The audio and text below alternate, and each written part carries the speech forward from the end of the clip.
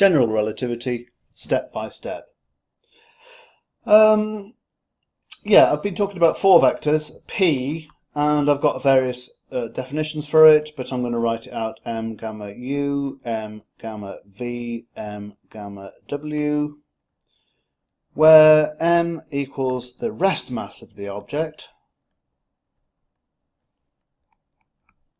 By definition, that's the mass that the object has in the frame in which it is at rest. You normally talk about m gamma equals the relativistic mass. That's what you usually say, relativistic mass. But of course, all this is pointless. We shouldn't be considering any single component of this 4 vector in isolation. We should be considering the whole 4 vector, and then we might want to work out what the components of that 4 vector are in a particular frame, in just the same way that if we've got a vector v and you've got some coordinates here, x and y, you might want to work out what the x and y components are, but you should bear in mind that some other guy might want to rotate the coordinates and you'll get different coordinate bases. The vector's the same, but the components are different, and it's the same in the different coordinate systems, and it's the same for the 4 momentum. The vector quantity is the one of interest. You might want to express it in its component form in a particular reference frame for some reason or other, but the components themselves aren't interesting. They're just something you've got to do because you want to evaluate it. Or it might make your calculations easier. Right, so there's my 4 momentum. I'm going to ask what P equals what for a photon. And that's not entirely obvious, because gamma equals the square root of 1 over 1 minus beta squared, and beta equals the velocity, which equals 1 for a photon.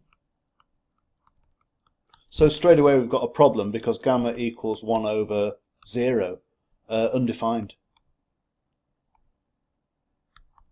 I say it's undefined, I'm being very careful there.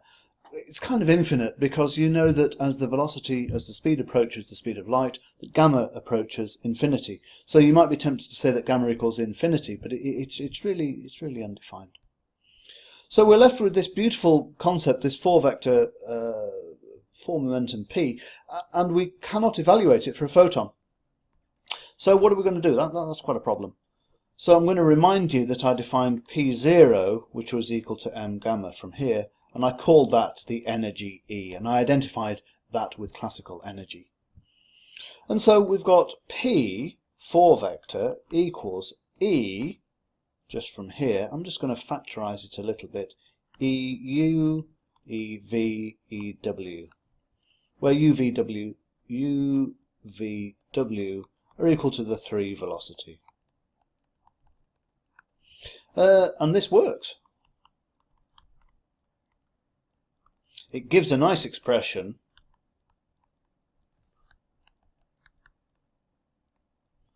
for the 4 momentum of a photon, which is quite nice. And so what that means is that when we're fooling around with bashing objects together, one of these could be a photon, and the concept still works. The concept of 4 momentum still works. It's still conserved. It's still a nice, pleasing 4 vector. It's still conserved, even if some of the components of that 4, some of that 4 momentum is due to photons. So we're seeing that this 4 momentum really is a rather useful concept altogether. I'm going to consider a special kind of photon, which is just moving in the x direction. So here's a photon in which the 3 velocity here is just equal to 1, 0, 0. So it's got no component in the v or the w direction, and of course its speed is 1 because the speed of light equals 1 in the units that I'm choosing. You'll remember that I said p dot p equals minus m squared, so we can figure out m equals what for a photon.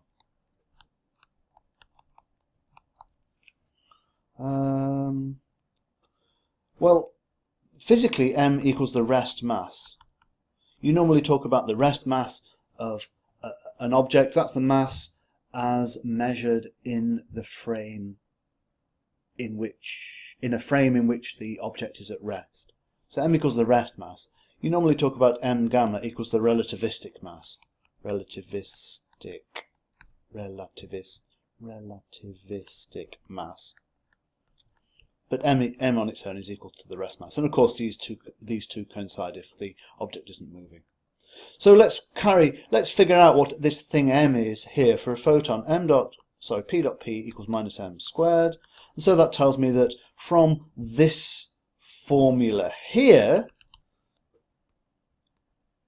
for this particular photon, which is only moving in the u direction, P, the 4 vector, is going to be E, 0, 0. And so that tells me that P dot P equals minus m squared equals minus E squared plus E squared, that term and that term, plus the zeros of course, equals 0. So that tells me that m squared equals 0, and that tells me that m equals 0.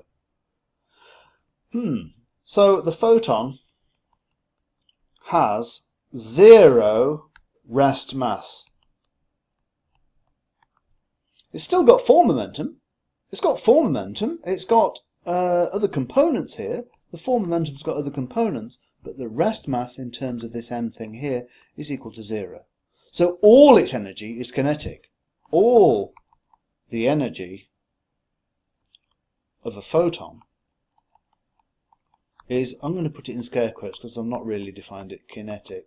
It's all due to its motion, really. It doesn't have any rest mass. You can't stop a photon and catch it in your hand and say, oh, look at this, I've got a photon here, I wonder what it weighs.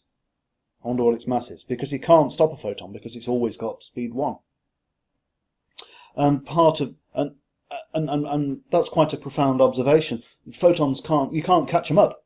If you shine some photons, you can't catch them up because because the photons are always receding from you at the speed of light.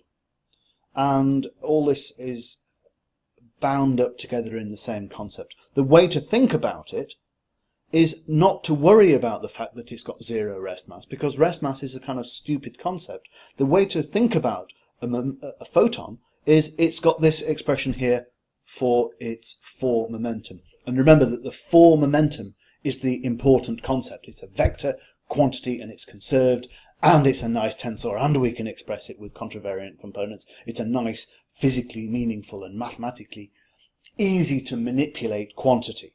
Whereas rest mass is kind of, well, it's just one quantity really, just ignore it. But if you want to calculate it, the photon has got 0 rest mass.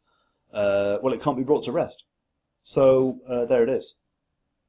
The 4 momentum. Deal with the 4 momentum. 4 momentum, good. Rest mass, bad. Yeah, stop.